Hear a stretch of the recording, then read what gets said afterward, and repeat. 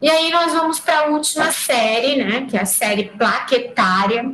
Sempre que a gente vai analisar a série plaquetária, né, o paciente que tem alteração na contagem de plaquetas, a gente sempre precisa se perguntar se aquilo não é uma alteração falsa, tá? Então, antes de tudo, ao analisar o hemograma, vocês vão ter que tentar tirar a história do paciente, porque isso pode ser o que a gente chama de falsa plaquetopenia. Então, as plaquetas, elas são fragmentos celulares de pequeno tamanho, e em doenças hereditárias, elas têm um tamanho maior, tá? Então, bem na Soulier, na trombastenia de Glasma, geralmente as plaquetas, elas têm um tamanho maior, e a plaqueta tende a ser uma contagem mais leve, uma queda mais leve. A sobrevida normal de uma plaqueta, gente, é de 7 a 10 dias, tá? Então, a plaqueta vive pouco mesmo. E no sangue periférico, olha, no esfregaço, são esses pequenos pontinhos aqui que a gente consegue identificar. E isso são as plaquetinhas, tá? E aí a gente vai pensar assim como nos neutrófilos. Nós temos um defeito de produção, é a medula óssea que não está produzindo a plaqueta. Nós temos uma alteração no consumo, está produzindo, mas a gente está consumindo bastante plaqueta, ou nós temos defeitos de distribuição, essas plaquetas estão sequestradas, elas estão lá armazenadas dentro do baço. E o uso de drogas, de medicamentos, a mais comum que a gente vê é o uso da heparina. Então, nos defeitos de produção, nós temos alterações na hipoprodução, né, que são as causas medulares, que a gente também chama de causas centrais, que são lá na fábrica do sangue.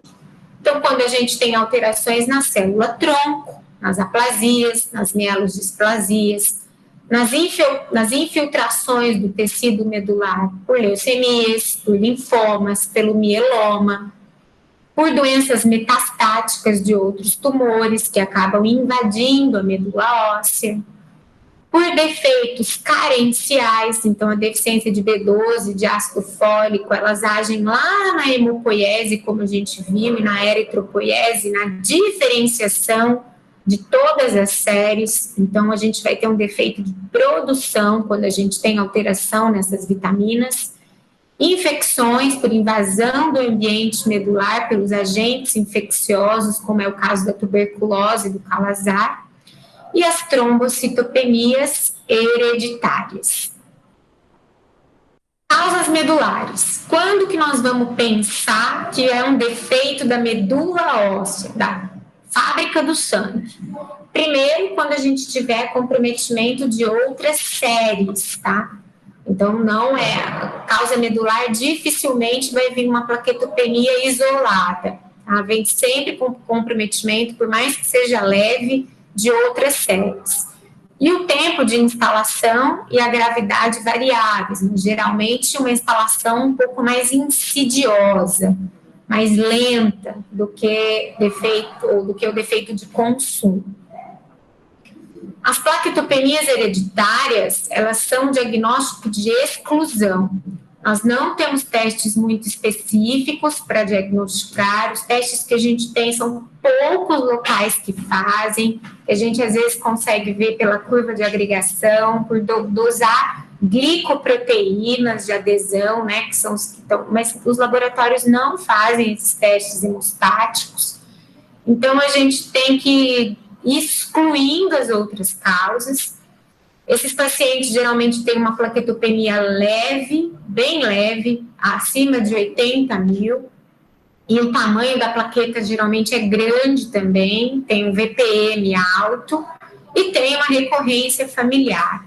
E são pacientes que, mesmo com uma contagem adequada de plaquetas, né, 80 mil, 90 mil, eles tendem a sangrar em situações de extração dentária, em situações cirúrgicas que comumente, com essa contagem de plaqueta, eles não iriam apresentar sangramentos, tá?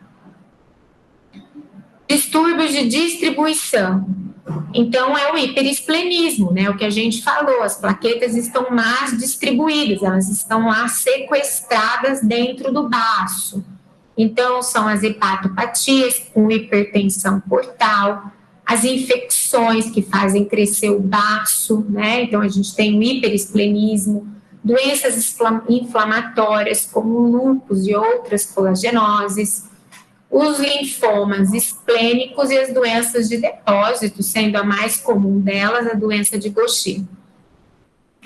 E aí a gente tem a forma mais clássica de plaquetopenia, né, que são as púrpuras trombocitopênicas imunes, né.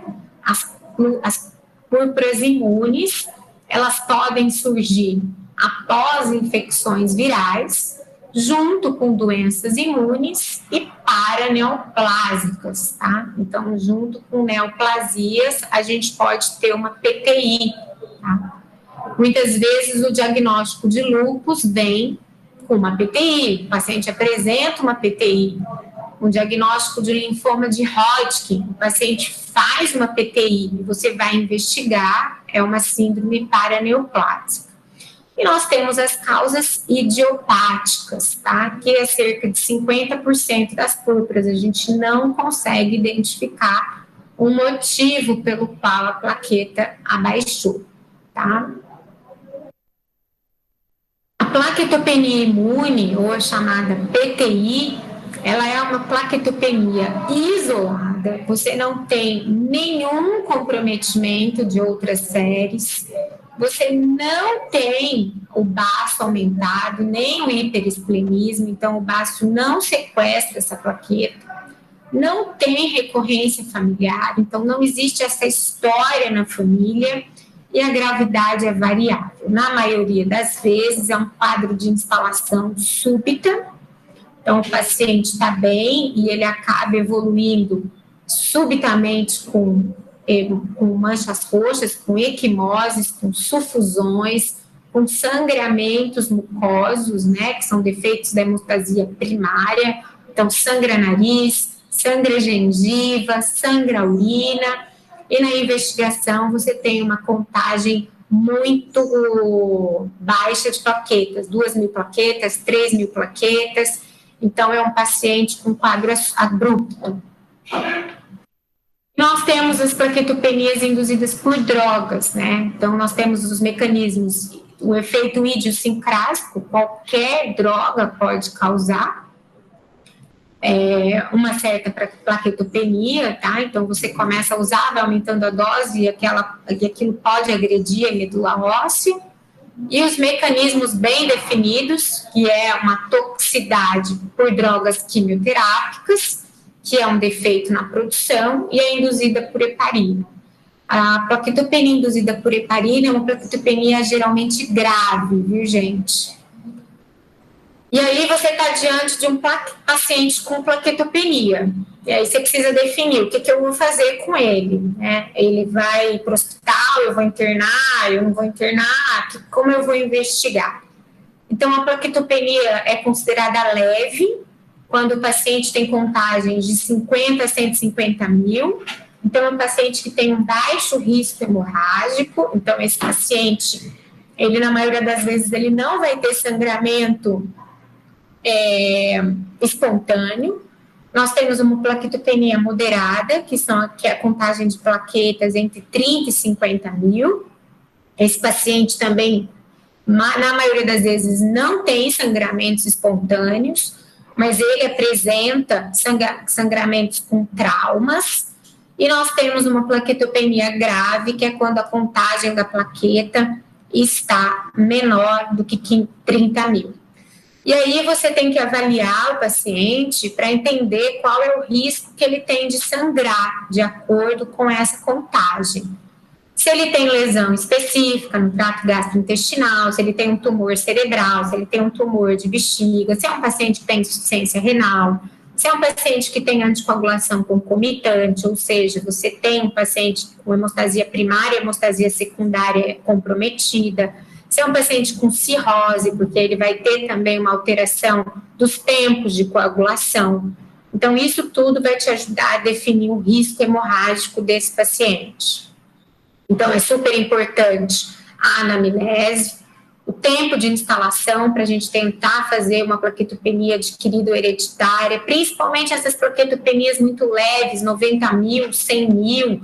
Pede hemogramas antigos, veja se a mãe tem hemograma de quando era menor, de quando era criança, para você tentar entender se esse é um quadro agudo, se esse é um quadro que já vem desde a primeira infância, se teve algum quadro infeccioso recente, se adoeceu, se teve febre, se teve dengue, se teve alguma infecção que possa justificar aquela redução de plaqueta, se tem algum sintoma reumatológico, se tem artrite, se tem artralgia, se tem febre recorrente, se tem queda de cabelo. Então, é sempre importante buscar.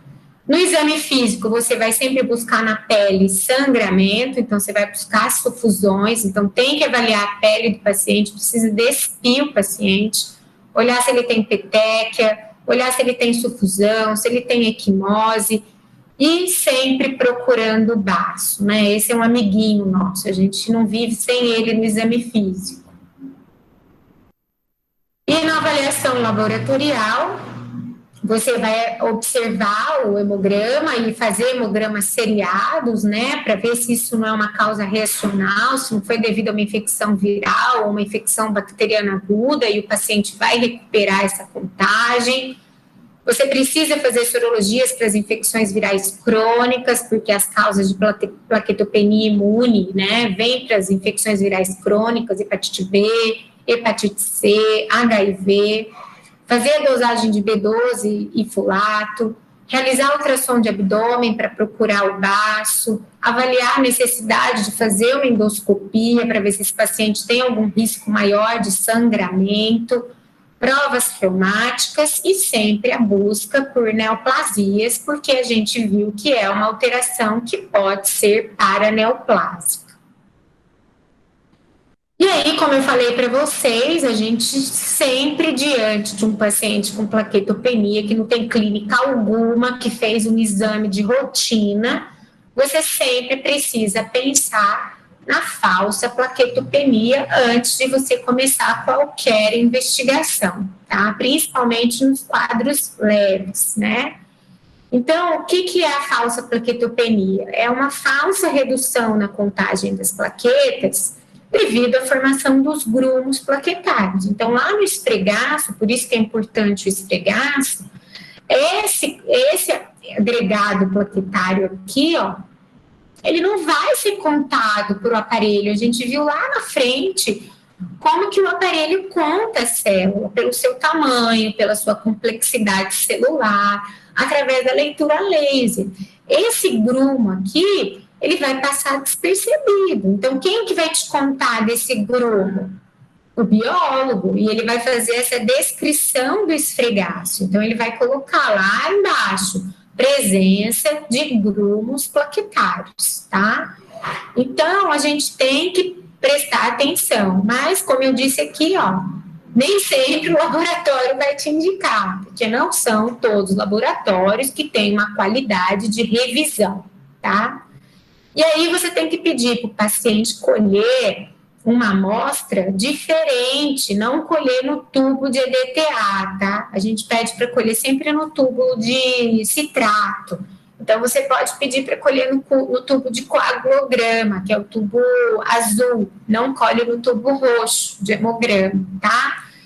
Porque a gente tem uma falsa plaquetopenia, porque o EDTA pode, em alguns pacientes, estimular a agregação plaquetária, tá? Então, sempre pedir com outro anticoagulante. E aí, a gente tem também duas situações muito frequentes que vocês enfrentam aí no centro de saúde também, que são os hemogramas da dengue e da febre maculosa, que são duas infecções, uma viral e outra bacteriana, que podem cursar com plaquetopenia. Mas elas se diferem uma da outra, né? Quando a gente avalia a febre branca também. Então, ambas terão plaquetopenia, mas na hora que você vai fazer uma leitura mais consciente do hemograma, a dengue você tem leucopenia com linfopenia e muitas vezes até neutropenia. Você tem linfócitos atípicos por ser uma infecção viral, e o hematócrito, eu acho que é a única ocasião onde a gente olha hematócrito, é aqui na poliglobulia, né? O hematócrito, ele está normal ou aumentado pela hemoconcentração, tá? Na febre maculosa, a gente tem uma plaquetopenia, uma leucopenia, só que aqui, por ser uma infecção bacteriana, a gente pode ter desvio à esquerda, tá? Não tem leucocitose, mas você vai ter desvio à esquerda com leucopenia. Por isso que eu falei para vocês que é importante, mais do que avaliar os glóbulos brancos como um todo, você avaliar o diferencial. Não há atipia linfocitária e o hematócrito está normal ou reduzido. Então, gente, no hemograma, nós adquirimos a excelência por repetidamente fazermos aquele ato, né? Então, nós somos o que repetidamente fazemos. E a excelência, portanto, não é um feito, mas um hábito. Então, a leitura elegante do hemograma, a leitura cautelosa, ela é fundamental para que vocês possam fazer os diagnósticos diferenciais e ter o raciocínio clínico na investigação das doenças hematológicas, tá? E eu estou à disposição de vocês para quando vocês precisarem discutir casos, tá? Estou aqui na Poli 3 e por meu e-mail também. Obrigada, viu, por todos terem vindo aí. Estou compartilhando aqui a tela para a gente ver o chat. E eu vou passar aqui para assinar, olhar um hemograma que me mandaram agora. É uma mulher de 36 anos, tá? Quadro de febre de 2 dias. E aí?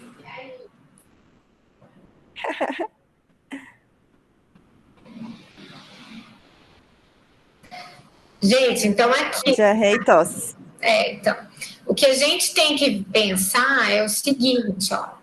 É uma paciente, vamos analisar todas as séries, tá? Então, como eu falei para vocês, a leitura tem que ser inteira, a gente tentando raciocinar através de todas as séries, tá bom? Então, ela tem uma contagem de glóbulos vermelhos um pouco mais alta, uma hemoglobina normal, ela tem um VCM reduzido e um RDW normal. Pela série vermelha, eu suspeitaria que ela tem um traço talassêmico, tá? Mas isso não tem nada a ver com o caso, isso é um achado, tá bom? Então, na hora que eu estou analisando aqui, eu vou pensar nisso, porque ela não tem uma redução da população de glóbulos vermelhos, tá normal, tá aumentado, né? A hemoglobina é normal, tem o VCM, uma certa microcitose. Então, será que ela é traço? Deixei isso aí na minha cabeça, vou depois pensar e investigar. Ou ela está infectada, está com uma inflamação e não está disponibilizando bem esse ferro e por isso que ela está com essa microcitose aqui, tá? Então, a gente pensa para tentar unir tudo numa única coisa. Aí eu vou vir aqui para a parte da série branca. Então, na hora que eu vejo a série branca, eu vejo 22 mil leucócitos com desvio à esquerda. E olha, o meu desvio à esquerda parou até bastão. Tá? Então, eu não tenho elementos da medula óssea circulando. Eu tenho elementos próprios do sangue periférico. Então, eu tenho eosinofilia, eu tenho segmentados neutrófilos e bastões, tá certo? Tem linfócitos normais, uma contagem de 1.800 linfócitos normais, tenho atipia linfocitária e tenho monocitose. Então, isso para mim aqui é um quadro infeccioso. Até que se prove o contrário, é uma infecção. E a plaqueta é normal, nós não temos plaquetopenia. A colega conta que tem febre e diarreia. Eosinófilo é uma expressão medular, viu, gente? Eosinófilo, ele aparece em infecções bacterianas, ele pode aparecer em infecções parasitárias, ele pode aparecer em infecções fúngicas. E nessa fase de recrutamento medular, você pode ter eosinofilia sim também. Então, nesse quadro agudo aqui, eu não vou pensar em leucemia eosinofílica. Eu não tenho ato leucêmico para pensar em leucemia eosinofílica, eu não tenho comprometimento de outras séries. Então, aqui eu tenho que buscar quadros infecciosos. Então, eu preciso colher exames para descartar infecção. Então, preciso colher exame de urina, preciso colher urocultura, sorologia para sífilis. Eu preciso colher a triagem infecciosa dessa paciente, tá? E ela está respondendo, Patrícia está respondendo, urina normal, sífilis negativa, eu estou vendo aqui. E Patrícia, muitas vezes você, e as outras sorologias também, mas muitas vezes ela não está tendo áudio, ela falou. Uhum. Ah, perdão, desculpe. Aqui. Eu vou escrevendo aqui para ela. Ela falou que não consegue falar. E muitas vezes a gente precisa repetir o hemograma, foi o que eu falei para vocês. Se a clínica do paciente é adequada, se o paciente está bem, você tem uma alteração reacional. Isso é simplesmente reacional ao processo infeccioso. E você vai repetir seriadamente esses hemogramas para ver se essas alterações aqui, ó, se elas se normalizaram ou não, tá? Então, eu não vejo motivos para um único hemograma, uma paciente jovem, sem alterações no exame físico, a princípio, né? Ela não falou se tem base palpável, mas eu acredito que não. Se ela tem esplenomegalia, porque isso, né, a gente precisa buscar no exame físico. Ela está escrevendo. Eu repetiria o hemograma, acompanharia o paciente clinicamente, se todos os testes infecciosos são negativos, eu acompanharia o paciente clinicamente com hemogramas seriados, por quê? Eu não vou pensar em leucemia, porque não tem gap leucêmico aqui. Eu tenho só elementos próprios do sangue, sem nenhum comprometimento das outras séries. Faz ultrassom. Paciente obeso, muitas vezes a gente tem essa dificuldade, a gente precisa fazer ultrassom. Uma neutrofilia, porque ela tem 8.900 neutrófilos, como é eosinofilia reacional. Algum hemograma? Tenho. Tem mais um aqui para cima. Aumento de glicêmico, HB normal e etilista crônico. HB de 13, HT de 41, VCM de 112, RDW de 13, leuco 7.120, plaquetas normais. Aumento de transaminases, principalmente de TGO. E está questionando se o aumento de VCM poderia ser pela hepatopatia. Pela hepatopatia, por hemoglobina normal, sim, provavelmente. Mas poderia ter anemia também. E ela fez certo de solicitar vitamina B12, e porque os pacientes hepatopatas, eles fazem gastrite, né, de antro, então eles acabam tendo deficiência de fator intrínseco, então eles não têm absorção da vitamina B12, e a gente considera o paciente como insuficiente entre 200 e 400 e suficiente acima de 400, tá? E se você ficar na dúvida, você pode dosar a homocisteína também. A homocisteína é um aminoácido que deriva do metabolismo da B12 e do ácido fólico, e às vezes o nível sérico está normal, mas a gente tem deficiência, e aí a homocisteína se eleva. E você, então, pela elevação da homocisteína, você está autorizado a repor tanto ácido fólico quanto B12, tá? Perfeito. Eu acho que uma pergunta, só para reforçar, você falou da leucocitose secundária corticosteroides. É um desvio. Tá. Você tem um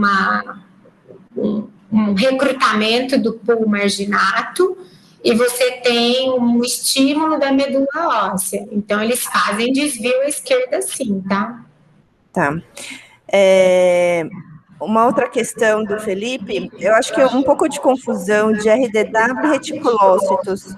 Ele fala aqui dos reticulócitos ser normais, menor ou maior de 2. O reticulócito não tem nada a ver com o RDW, tá? Isso, foi uma confusão.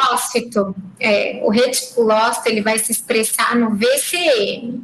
O reticulócito nada mais é do que um eritroblasto imaturo, tá? Então, é uma célula bem grande.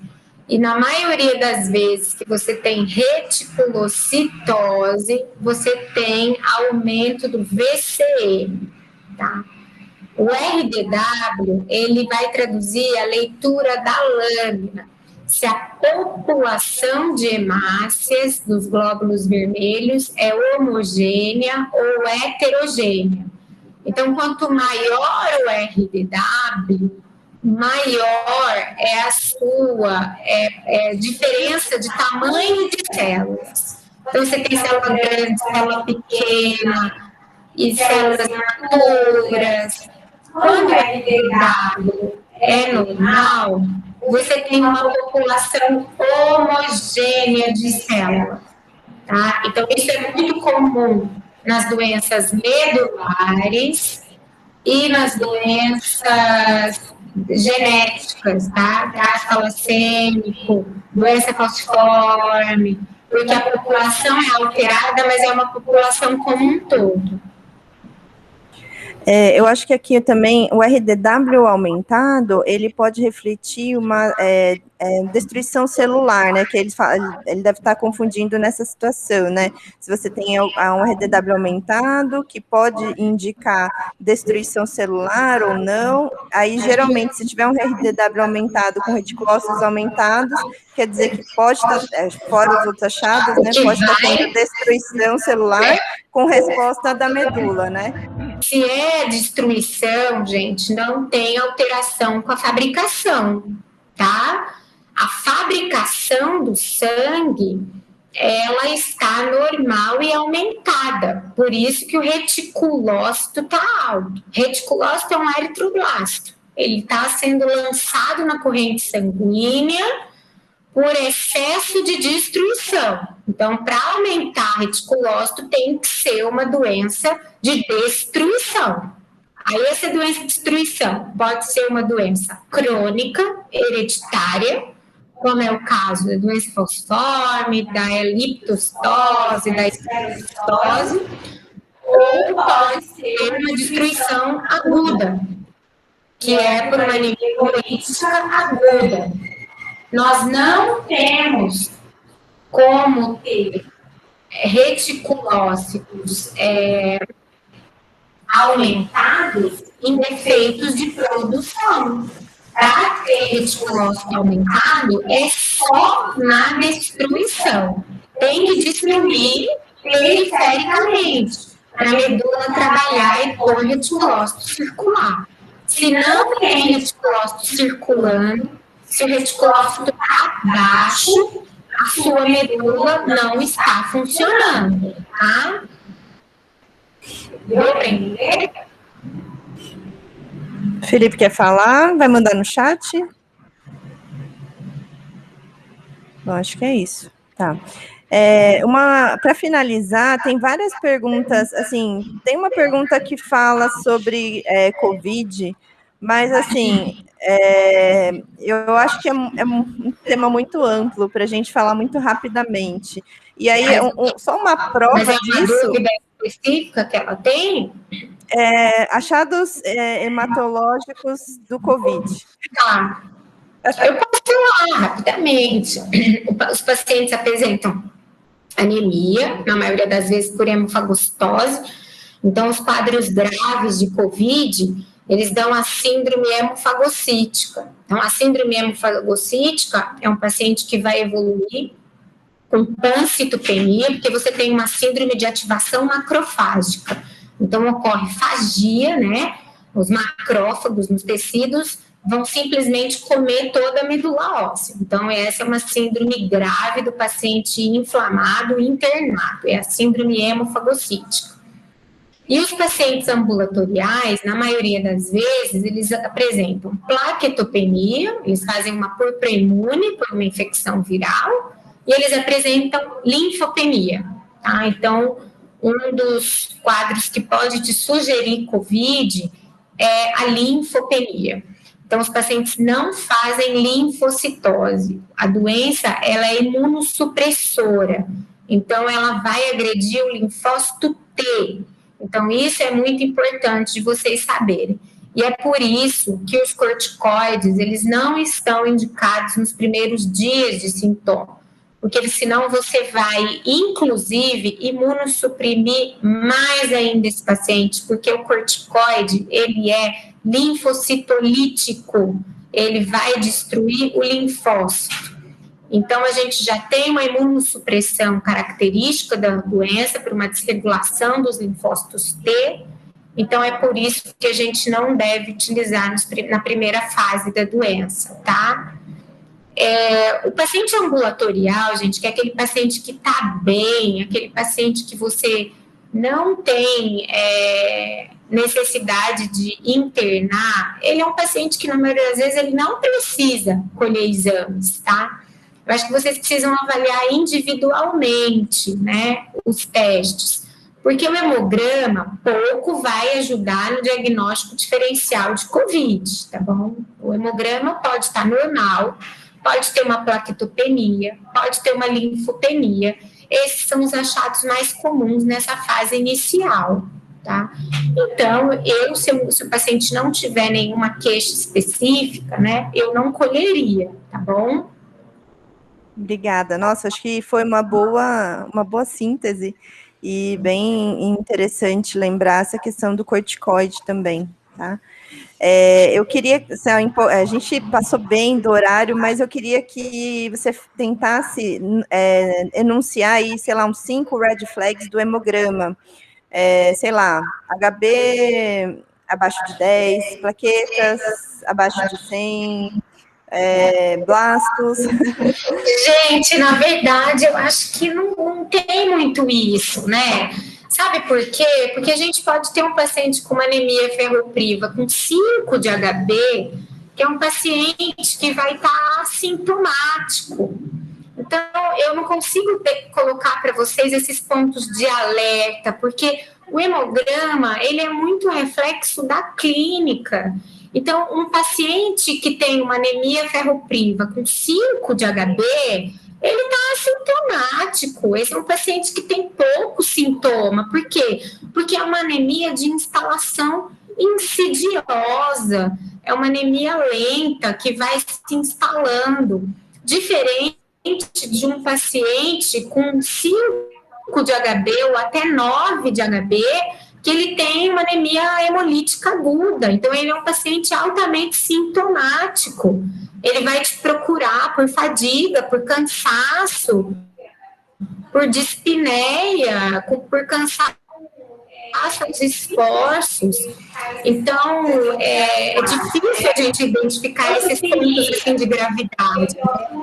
Neutropenia, neutrófilo menor do que 1000, você vai acender o alerta.